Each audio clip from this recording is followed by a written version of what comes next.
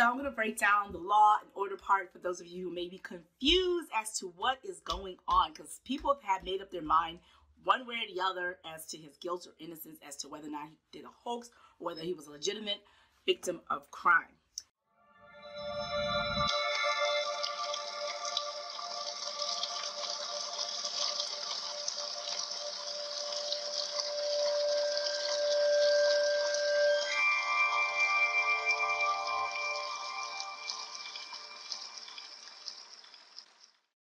Hi, this is JJ Gat. Welcome back to my channel. For those of you who are new, I invite you to like, subscribe, and share if you like what you see here today, and if you like other things and videos I've shared on this channel.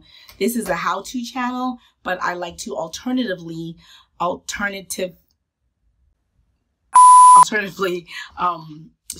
about pop culture topics, and news and things and policy that's going on, and interlink them or sort of meld them in with digital online content creation in an internet space. So today's pop culture topic that I'm talking about is Jussie Smollett. Now, for those of you who don't know, he is an actor on a popular Fox television show called Empire.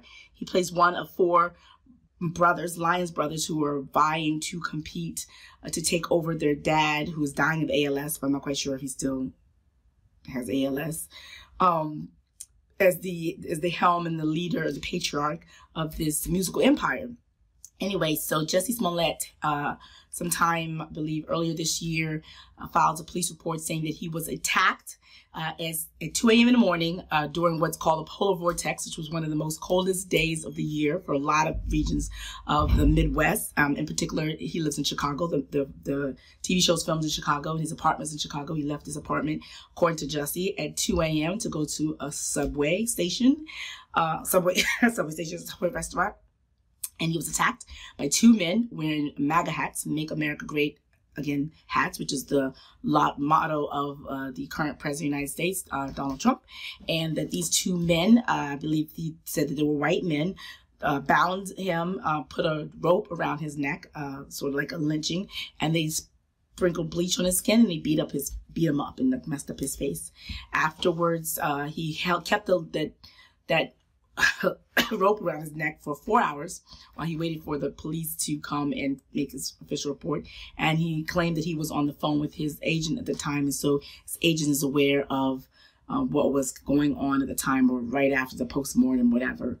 Afterwards, subsequently, the police didn't find any footage of the attack. They did find footage of two men. They brought those two men in. They discovered they were bit actors on the show. They were a couple of brothers, American brothers with Nigerian roots, Nigerian parentage. And then Jussie actually followed them on Instagram, and he had actually hired them to create a meal plan for them and also a workout plan, because he was going to do a series of music videos and some other projects that he wanted to buff up. And so he had paid them for the services. The brothers said they were paid to beat up Jussie, and it was a hoax, as a follow-up to a previous hoax that he had done, according to the brothers, where they said that Jussie sent himself a letter from a racist who, attacked him and assaulted him based on the fact that he's a black gay man. There was allegations that that Jussie did it because he wanted to be the face of the black gay community, and he felt like this, putting himself on the map, being a victim of this sort of crime, would position himself favorably for that purpose. So those are the allegations. He denies that. He says he was legitimately attacked.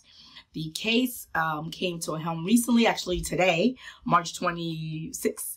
The Chicago prosecutors, the DA's office, decided that they're going to drop all charges. Jussie's lawyer came out and said, my client is exonerated. His record's been wiped clean. They got the record sealed, so people can't actually go behind it and kind of dig up the information, the records, investigation, every different aspects of the case, and dissect it and give their own Monday morning quarterbacking assessment of what should have been done, what happened right, what happened wrong, and what charges could have been made, shouldn't have been made, and may not have been able to fully prosecuted, and so on and so forth.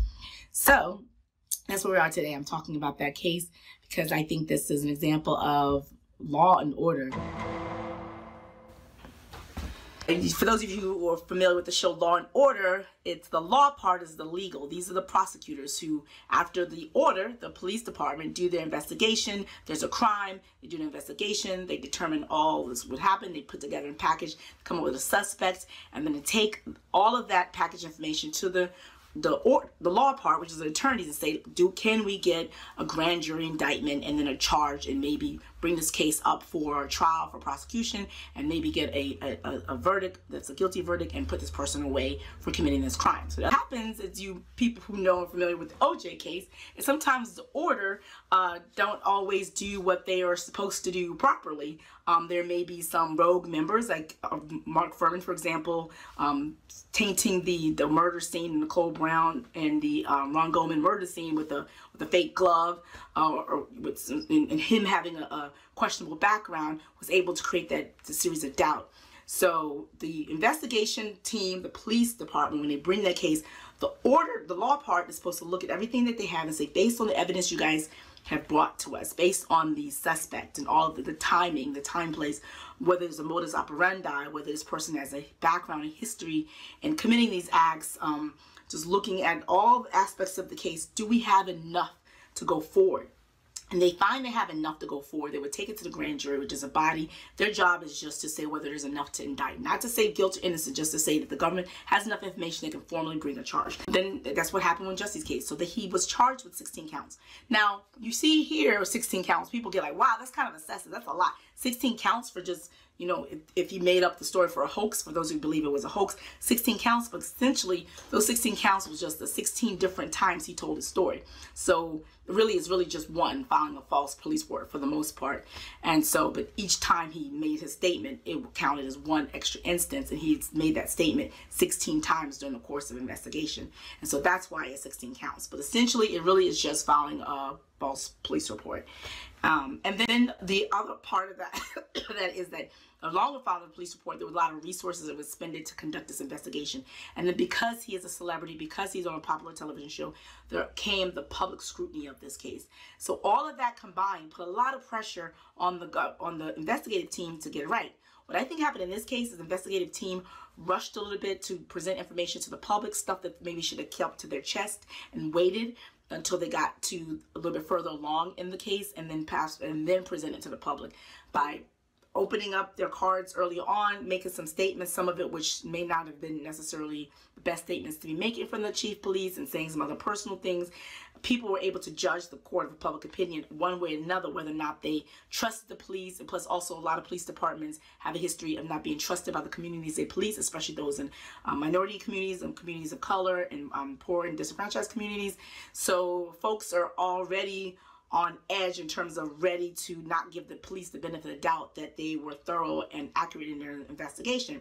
So to have a police chief come out and just be so passionate and say all these personal things of why he's disappointed, it kind of sets up the situation where people are judging one way or the other whether or not to trust what the police is saying. So they presented their case, and the prosecution, which is the district attorneys, they got it. They probably looked at all the facts, and they said, you know what, end of the day, this guy didn't really hurt anyone. You know what I mean? He did cost us some resources, but at the end of the day, he only hurt himself. He hired these men to beat them. And oh yeah, let's go back to those two men. So they decided not to pursue the men, because the men had receipts.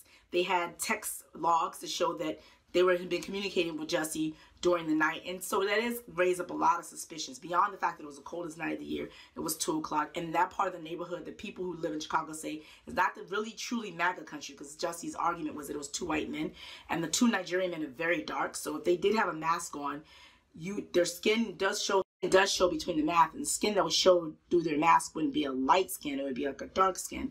And their accent, or their men may not sound like white men. So if he was saying they were speaking to him, people were saying, well, are you sure that was the voice of a white man? Not to be stereotypical or not, but you know, there it is what it is. And so you have the voice, You have the skin. You have him saying it's a MAGA country. He said that they told him it was MAGA country. It's 2 o'clock in the morning. We're not quite sure Subway's open, and there's no film. So there's a lot of things, circumstantial evidence, that makes it look like to a lot of people that Jussie just made the story up. So notwithstanding all of those facts, at the end of the day, the men say, they had the receipt that they were paid. So they weren't charged, because if they were to be charged, if they really did something, it would be with participating in a hoax, but they didn't call the police. They could be charged with assault and battery, but it's assault and battery is the unlawful touching of someone, the unwanted touching. So if Jussie did tell them, beat me up, then you can't say that it's not assault and battery, because he asked for it. So when at the end of the day, they stayed quiet, and they should have reported, after they did this as a hoax. That's the only thing I think they could be found guilty of, is not reporting something that they may be considered a crime, but it's not worth it at the end of the day, so they let those brothers go. I doubt that they'll be prosecuted, or they're going to go after them.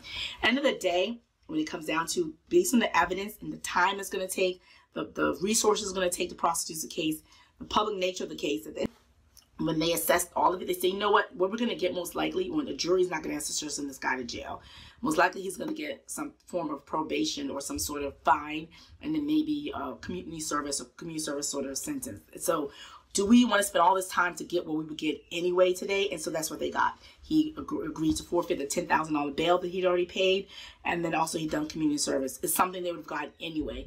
They're cutting their losses. The $10,000 doesn't cover the expenses of the Chicago's police, went through an investigation, but it is enough, and it's kind of like, let's just end this and let's just move forward. And then his lawyer was good enough to get it sealed.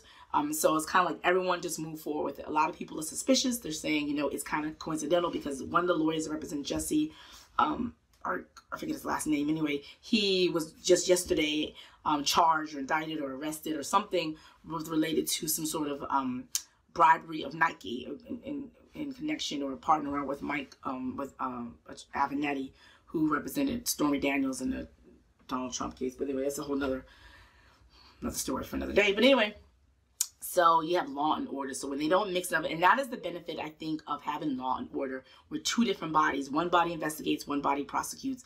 And sometimes the prosecution, and I'm not a prosecutor, I'm not a DA, I've never been one, but I have friends and I do watch Law and Order. Sometimes they will cooperate with the police when the police are doing something shady, but hopefully they don't. And hopefully that, ideally, if there's two different bodies and the police bring them not enough evidence, or it doesn't show that the police did enough evidence, they can independently make a decision that this is not enough to go forward, and more people who are charged with crimes, whether they did the crimes or didn't crimes, will be afforded the ability to be judged based on the evidence that's presented to them by a body that isn't tainted. I think when Law and Order mixed and it did it properly, I think the end result was proper, and that it wasn't worth it. Now, for the court of public opinion, people are seeing this and saying, well, I think he did it. He should suffer for it. We should move forward. It's not fair. This is money. And you have the mayor of Rahm Emanuel coming out, and also the police chief saying that this was kind of like a miscarriage of justice, and this is just privilege. This is money, and this is all wrong, and this is not what it should be. It's someone who have wealth and connections. They were able to beat the system, which happens every day anyway. So you do have people who are upset, but at the end of the day, I think the decision was just and right and palatable. And that's just my position, and I'm sure other people have positions on this, but that's my position. And that's why I think that even though the system in America is flawed, we have people who are charged and found guilty or found liable for things that they did not do. And we have a history of people in the DA and in the police department suppressing evidence, hiding evidence, throwing people of color in particular under the bus, or getting them falsely prosecuted and falsely charged and sentenced for crimes they didn't commit. We do have a history of that, but I am grateful for the fact that nonetheless, notwithstanding all that, we still have a two-part law and order system that hopefully, if it works all properly, it prevents this sort of thing to happen. And so the decision was just in my opinion. Anyway, so that's what it is. What do you think? Comment below. And you can, and I advise anyone who is ever wrongly accused of doing something they didn't do to also keep up the fight. Right, that's it. This is JJ Gag. Thanks for stopping by. Bye.